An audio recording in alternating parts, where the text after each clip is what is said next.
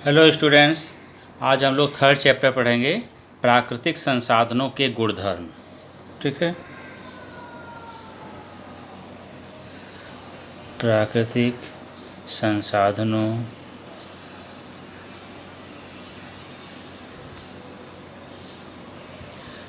के गुणधर्म। प्राकृतिक संसाधनों के गुणधर्म। ठीक है। इसमें पहला हम पढ़ेंगे हवा के बारे में।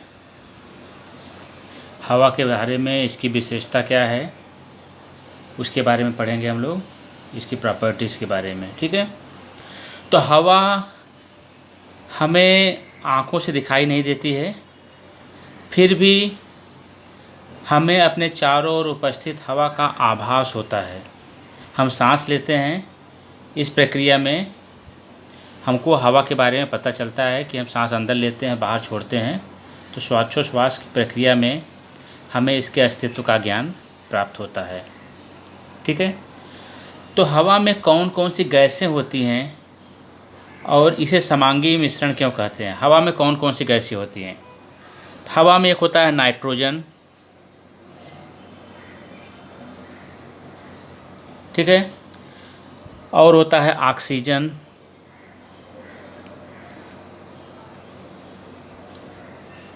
नाइट्रोजन होता है, ऑक्सीजन होता है, कार्बन डाइऑक्साइड होता है। Carbon dioxide. ठीक है। तो नाइट्रोजन, ऑक्सीजन, कार्बन डाइऑक्साइड और निष्क्रिय गैसें भी होती हैं। निष्क्रिय गैसें कौन सी हैं? हीलियम, नियान, आर्गन, क्रिप्टन, जेनन, ये सब निष्क्रिय गैसें हैं, ये सब भी पाई जाती हैं। और नाइट्रोजन डाइऑक्साइड,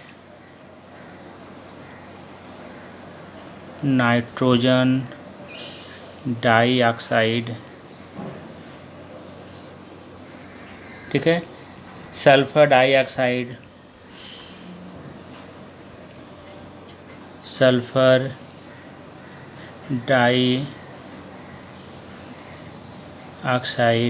और जलवाष्प। ठीक है। तो ये सब हवा में पाई जाती हैं। हवा में क्या क्या पाई जाती है? नाइट्रोजन पाई जाती है, ऑक्सीजन, कार्बन डाइऑक्साइड, निष्क्रिय गैसें, नाइट्रोजन डाइऑक्साइड, सल्फर डाइऑक्साइड और जलवाष्प। ठीक है। तो हमने बता दिया कि हवा में कौन कौन सी गैसें पाई जाती हैं। आगे पूछा है कि हवा को समांगी मिश्रण क्यों कहते हैं? ठीक है। तो किसी स्थान विशेष की हवा में इन जो घटक गैसें हैं, इनका अनुपात एक समान होता है। ठीक है। इसलिए इनको हम समांगी मिश्रण कहते हैं। तो इनको समांगी मिश्रण कैसे कहते हैं, क्यों कहते हैं? कि किसी स्थान विशेष में ये जो हवा में जो घटक बताया गया है, नाइट्रोजन, ऑक्सीजन, कार्बन डाइऑक्साइड, निष्क्रिय गैसें, नाइट्रोजन डाइऑक्साइड, सल्फर डाइऑक्साइड, इनकी एक विशेष मात्रा रहती है, अनुपात रहता है। इन गैसों का एक निश्चित अनुपात होता है, इसलिए हवा को क्या बोला जाता है? समांगी मिश्रण। समांगी मिश्रण। ठीक है।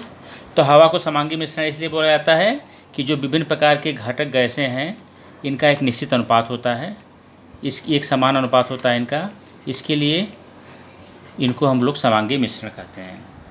आगे पूछ रहे हैं कि हवा में पाई जाने वाली विभिन्न गैसों के उपयोग कौन से हैं? जो गैसें यहाँ पर पाई जाती हैं हवा में, इनका क्या क्या उपयोग है? तो पहले देखिए नाइट्रोजन का क्या उपयोग है। नाइट्रोजन से प्रोटीन्स का निर्माण होता है, प्रथिन का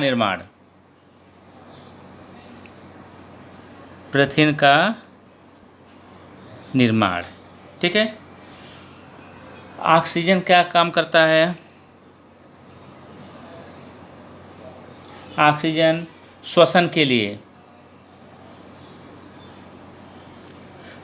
लिए, ज्वलन के लिए भी इसका उपयोग होता है। और उपचार भी हम लोग ऑक्सीजन की सप्लाई करते हैं हॉस्पिटल्स में, तो यहाँ पर उपचार, तो ऑक्सीजन का यूज हो गया ये। कार्बन डाइऑक्साइड का क्या उपयोग है? कार्बन डाइऑक्साइड प्रकाश संश्लेषण की क्रिया द्वारा होता है। इससे प्रकाश संश्लेषण की क्रिया। तो पौधे जो है कार्बन डाइऑक्साइड का उपयोग कहाँ करते हैं? प्रकाश संश्लेषण क्रिया द्वारा अपने खाद्य पदार्थ का निर्माण करते हैं, अपने भोजन का निर्माण करते हैं प्रकाश संश्लेषण की क्रिया द्वारा। ठीक है। नाइट्रोजन का कहाँ पर योग है? नाइट्रोजन का यूज कहाँ पर है? नाइट्रोजन का उपयोग होता है अमोनिया गैस के उत्पादन में। अमोनिया गैस के उत्पादन में नाइट्रोजन का उपयोग होता है। ठीक है। और हवा में जो जल वाष्प पाया जाता है, जल वाष्प के संघनन द्वारा वर्षा होती है। जल वाष्प के संघनन द्वारा वर्षा होती है। तो हमने सब देखा कि यहाँ पर कौन कौन से जो गैसें हैं उनका यूज क्या क्या है। नाइट्रोजन का उपयोग है पॉलीथीन के निर्माण में, ऑक्सीजन का श्वसन में, ज्वलन में और उपचार में। कार्बन डाइऑक्साइड का यूज जो है पौधे प्रकाश संश्लेषण क्रिया द्वारा अपना भोजन बनाते हैं। नाइट्रोजन का अमोनिया गैस में, और जलवाष्प का संघनन जब होता है तो बारिश होती है, वर्षा होती है। ठीक है। तो हवा में जो द्रव्यमान था भार दोनों होता है। हवा जो है, हवा में द्रव्यमान तथा भार दोनों होता है। ठीक है। हवा में स्थित वायु के सूक्ष्म कण हमेशा जो है गतिशील रहते हैं। इधर से हवा में जो वायु कण है इधर इधर इधर इधर चारों तरफ हमेशा गतिशील रहते हैं। ठीक है। ये सूक्ष्म कण जब किसी पदार्थ से टकराते हैं तो उस पर दाब डालते हैं। तो हवा के दाब को ही हम वायुमंडलीय दाब कहते हैं। वायुमंडलीय दाब, हवा के दाब को वायुमंडलीय दाब कहते हैं। ठीक है। तो जो हवा के सूक्ष्म कण है जब किसी पदार्थ से टकराते हैं तो क्या होता है, उस पदार्थ पर उस पर दबाव डालते हैं, और हवा के दाब को ही हम लोग क्या बोलते हैं? वायुमंडलीय दाब। वायुमंडल का दाब सभी दिशाओं में समान होता है। ठीक है। समुद्र तट पर वायुमंडल दाब जो है कितना होता है? समुद्र तट पर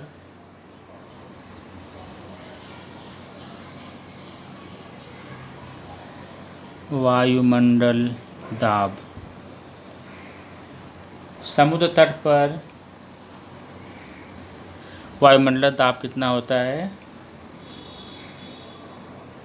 न्यूटन प्रति वर्ग मीटर।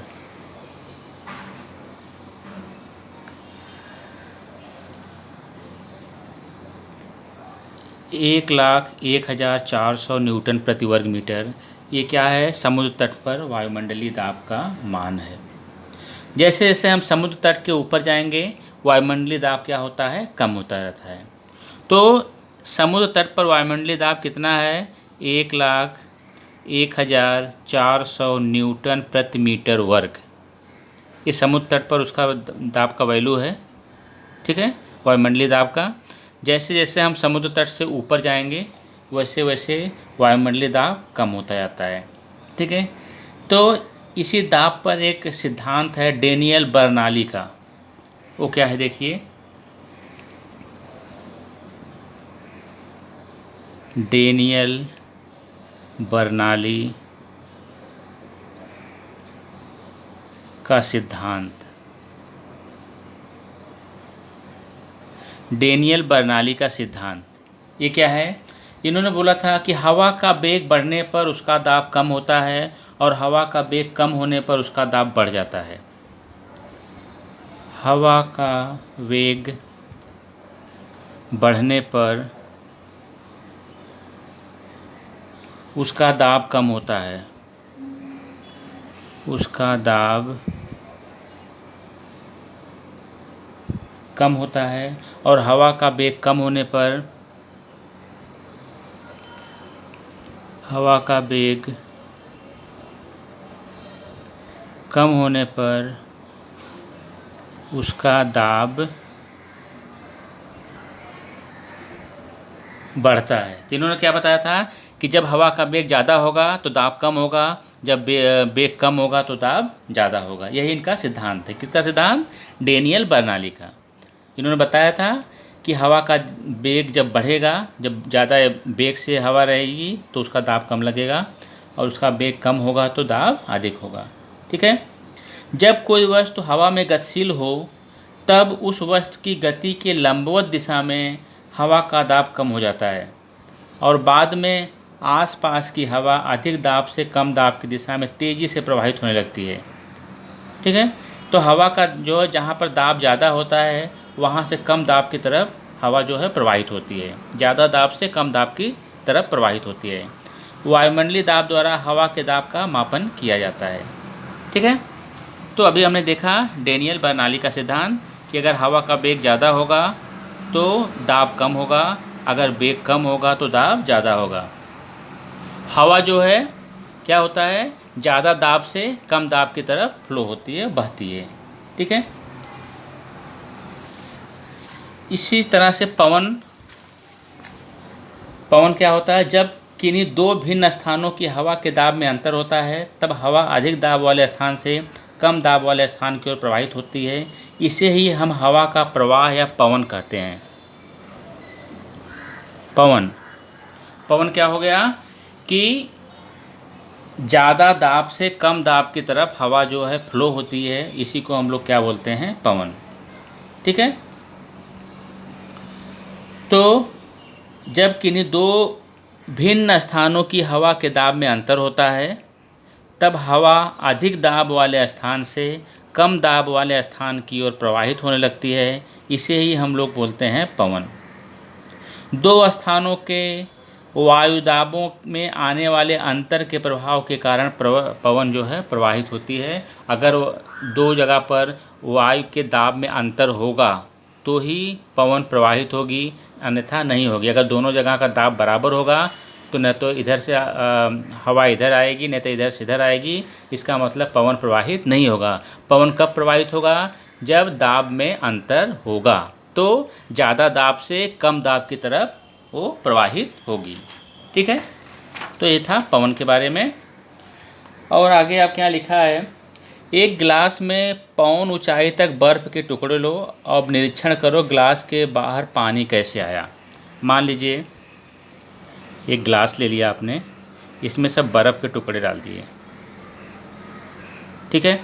आपने बर्फ़ के टुकड़े डाल दिए तो देखेंगे थोड़ी देर के बाद कि यहाँ बाहर पानी की बूंदें आ जाएंगी गिलास के बाहर। ठीक है। तो यही पूछ रहे हैं कि गिलास के बाहर पानी की बूंदें कैसे आ गई हैं। ठीक है। तो ये एक्चुअली होता क्या है, संघनन होता है कि गिलास में बर्फ़ के टुकड़े रखने पर गिलास के आसपास की हवा को ठंडक मिलती है। क्योंकि हवा चारों तरफ यहाँ पर है, गिलास के चारों तरफ बाहर हवा है, और जब गिलास के पास का जो हवा है, इसके समीप का जो हवा है, वो गिलास के संपर्क में आएगा और क्या हो जाएगा, वो ठंडा हो जाएगा। ठीक है। तो हवा में वाष्प के रूप में स्थित पानी को ठंडक प्राप्त होने से विशिष्ट तापमान पर उसका संघनन होता है। इस कारण वाष्प का रूपांतरण पानी में होता है। यही पानी गिलास के बाहर के पृष्ठभाग पर एकत्र होता है।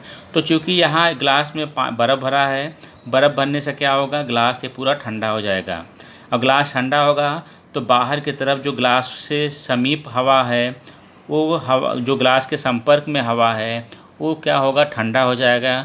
ठंडा होने के कारण उसका संघनन होगा। संघनन होने की वजह से गिलास के बाहर वो पानी की छोटी छोटी बूंदें आपको दिखाई देंगी। हवा में आर्द्रता का अनुपात भिन्न भिन्न स्थानों पर भिन्न भिन्न होता है। उसी प्रकार दिन भर की अवधि में भी हवा की आर्द्रता का अनुपात बदलता रहता है। ठीक है। हवा में आर्द्रता का अनुपात उसके वाष्प को संघनित करने की क्षमता के अनुसार होता है। रात में या भोर में जब हवा का तापमान कम होता है तब उसकी वाष्प को संग्रहित करने की क्षमता कम हो जाती है। ठीक है, उस समय हवा की अतिरिक्त वाष्प का पानी की बूंदों में रूपांतरण होता है। इसी को हम लोग ओस कहते हैं, ओस। तो रात में एक्चुअली होता क्या है कि हवा का तापमान जो है कम हो जाता है, टेम्परेचर कम होगा। तो टेम्परेचर कम होने की वजह से हवा जो है वो वाष्प को संग्रहित करने की क्षमता उसकी जो होती है हवा की, वो कम हो जाती है। ठीक है, तो हवा की क्षमता जो है वाष्प को संग्रहित करने की कम हो जाती है, और इसके कारण क्या होता है, वाष्प का पानी की बूंदों में रूपांतरण होता है। इसे ही हम लोग ओस कहते हैं। ठीक है, और ओस जो है, तो क्लियर हुआ ओस कि रात के समय जब हवा का तापमान कम होता है तब उसका वाष्प धारण क्षमता कम हो जाती है। ऐसे समय हवा की जलवाष्प का पानी की बूंदों में रूपांतरण होता है। इसे ही हम लोग क्या बोलते हैं, ओस। और जिस तापमान पर ओस निर्मित होती है उसे ओसांक कहते हैं, ओसांक। तो ओसांक क्या है, जिस तापमान पर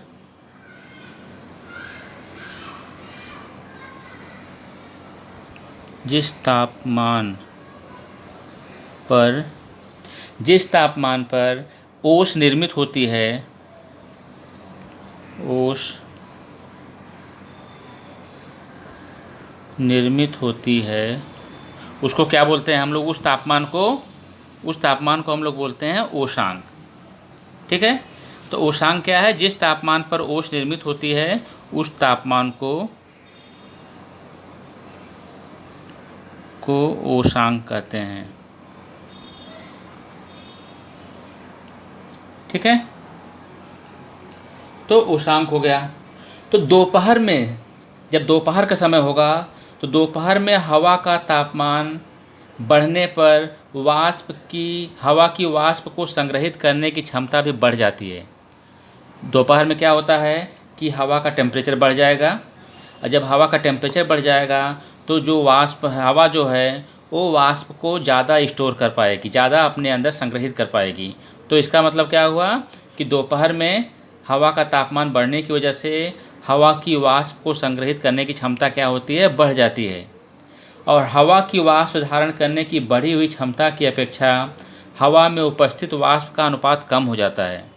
क्योंकि हवा के वाष्प धारण करने की क्षमता बढ़ जाती है, तो इसलिए हवा बढ़ी हुई क्षमता की अपेक्षा हवा में उपस्थित वाष्प का अनुपात क्या होता है, कम हो जाता है। उस समय हवा क्या होती है, शुष्क हो जाती है, ड्राई हो जाती है। और वर्षा ऋतु में क्या होती है, वर्षा ऋतु में और समुद्र तट पर हवा में वाष्प की मात्रा क्या होती है, बहुत ज़्यादा होती है। ऐसे समय हमें उमस महसूस होती है। ठीक है, ह्यूमिडिटी, उस समय हमको उमस महसूस होती है, कभी बारिश के समय में या समुद्र के किनारे। ठीक है, क्योंकि हवा में जो है वाष्प के धारण करने की क्षमता जो है वो अधिक होती है, ज़्यादा रहती है, वाष्प की मात्रा जो है अधिक रहती है उस समय। तो बारिश के समय में या समुद्र के किनारे हवा में वाष्प जो है ज़्यादा मात्रा में रहती है, इसीलिए हमको उमस महसूस होती है। ठीक है, तो दोपहर के समय क्या होता है कि हवा की वाष्प धारण करने की क्षमता बढ़ जाती है और वाष्प की मात्रा जो है हवा में कम रहती है। तो वाष्प की मात्रा हवा में कम रहने की वजह से क्या होता है, शुष्क मौसम हो जाता है, हमको शुष्क लगता है, महसूस होता है। और बारिश के समय में क्या होता है, हवा में जल वाष्प की मात्रा ज़्यादा होती है, इससे हमको उमस महसूस होती है। ठीक है, तो हवा की आर्द्रता जो है ये किन किन कारणों पर निर्भर होती है।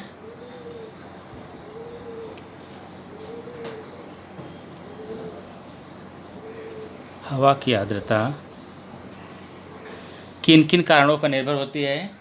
पहला है स्थान के ऊपर, कि कहाँ पर वो स्थान है, इस पर डिपेंड करेगी हवा की आर्द्रता।